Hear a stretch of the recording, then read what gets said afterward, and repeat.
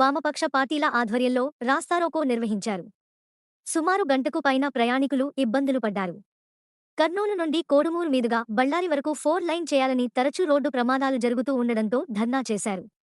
సంవత్సరంలోపు ఒక 100 మందికి పైన రోడ్డు ప్రమాదంలో మృతి చెందారని పాలకుర్తి, కొత్తూరు దగ్గర ఎక్కువ ప్రమాదాలు జరిగాయి. 4 రోడ్లు నిర్మించకపోతే ప్రజాసంఘాలను అన్ని పార్టీలను కలుపుకుని పెద్ద ఎత్తున ఆందోళన చేపడతామని హెచ్చరించారు వామపక్షం పార్టీల నాయకులు. ప్రాణం పోతున్నా కూడా 4 లైన్ వేయకపోవడం అంటే పోరాటం 4 లైన్ వేసే వరకు ప్రజల ప్రాణాలని అరికట్టాలి. ప్రజల ప్రాణాలని వేయాలి. కర్నూలు టు బళ్ళారి 4 లైన్లను వెంటనే వేయాలి. కర్నూలు టు 4 లైన్లను వెంటనే వేయాలి. 4 లైన్లను వెంటనే పోరాటం ప్రజల ప్రాణాలు కాపాడేంత వరకు పోరాటం వెంటనే వేయాలి.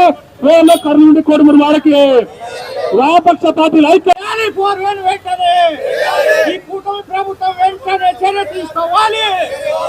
వామపక్ష పార్టీలు కార్మిక సంఘాల ఆధ్వర్యంలో కోట్ల విజయభాస్కర్ రెడ్డి సర్కిల్ నందు రాస్తారోకో నిర్వహించడం జరిగింది. ఈ రాస్తారోకో ముఖ్య ఉద్దేశం రోజు రోజుకి కర్నూలు నుంచి బళ్ళారి చాలా ఎక్కువ టన్నేజ్ సంబంధించినటువంటి వెహికల్స్, అదే విధంగా ఇక్కడ ఉన్నటువంటి ప్రయాణికులు ఇక్కడే బైఫర్కేషన్ అయ్యి ఎమ్నూరుకి, ఆదూరికి, అదే విధంగా బళ్ళారి సైడ్ వెళ్తా ఉన్నాయి. కాబట్టి అవేర్నెస్ ఎక్కువ ఉంది. కాబట్టి రోడ్డు ప్రమాదాలను నివారించాలి. రోజుకొక ప్రాణం పోతున్నా కూడా కూటమి ప్రభుత్వానికి చాలా సిగ్గుచేటైనటువంటి విషయము. కొద్దిగా కూడా దున్నపోతు మీద వాన కురిసినట్టు కూడా ఏం పట్టించుకోలేకుండా ప్రజల ప్రాణాలు పోతున్నా కూడా ప్రజల ప్రాణాలు లెక్క చేయకుండా అదే విధంగా వ్యవహరిస్తున్నారు. దీన్ని మేము తీవ్రంగా ఖండిస్తా ఉన్నాం.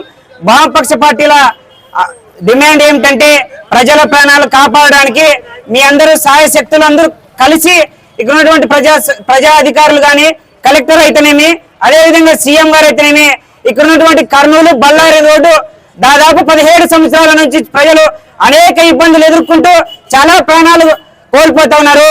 ఈ పేలకుర్తి, అదేవిధంగా ఇక్కడ ఉన్నటువంటి కొత్తూరు సమీపంలో చాలా రోడ్డు ప్రమాదాలు జరిగి కోడుమూరు చెందినటువంటి అనేక మంది యువకులు, అదేవిధంగా ప్రజలు చాలా మంది ప్రాణాలు కోల్పోతున్నప్పటికీ ఈ కూటమి ప్రభుత్వం నానా మాటలు చెప్పి ఈరోజు అధికారంలోకి రావడం జరిగింది.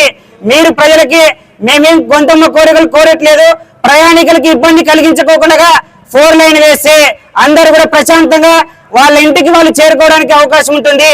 కనీసం అంటే ఇంట్లో పెద్ద దిక్కు కోల్పోయే అవకాశాలు ఎంతో మంది చనిపోతూ ఉన్నారు. కాబట్టి ఇప్పటికైనా అధికారులు మీ సంక్షేమ పథకాలని పక్కన పెట్టి ఇప్పుడు ఈ ప్రజల ప్రాణాలు కాపాడితే రేపు పొద్దున మీకు కూడా భవిష్యత్తు కూడా అవకాశం ఉంటుంది.